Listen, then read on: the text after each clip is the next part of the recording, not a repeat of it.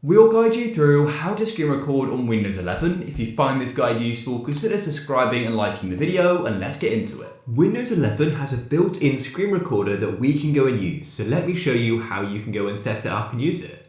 So firstly, come to the bottom of Windows and click on Search, and then type in Snipping Tool, just like this. Then go and click on it like this. Now by default, you may be thinking this is a screenshot tool, but if you go to the right of the snip tool, we can go and tap on the camera, which is for record. And then what you want to do is go and click on New Recording like this. And then what we can do is go and select the area you want to record. So if this is your full screen, go to the top and then click and drag so you select your whole screen like this, and then let go once you're happy.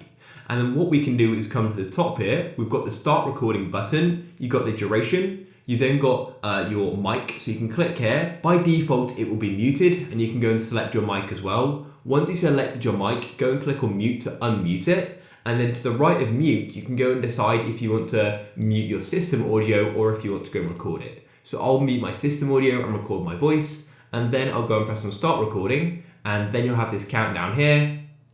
And just like that, we're now recording our screen. So you can then go and record what you want. And once you're finished, you can then just go and press on the red recording button at the top. What you're gonna have is a pause button and a stop recording button. So when you're ready to stop recording, click there like so. And just like that, we can now go and see our screen recording. So it is quite big, so I'll just make it a bit smaller just so I can properly see it. And then what you can do is press the play button and you can play it back. And as you can see, there is the recording.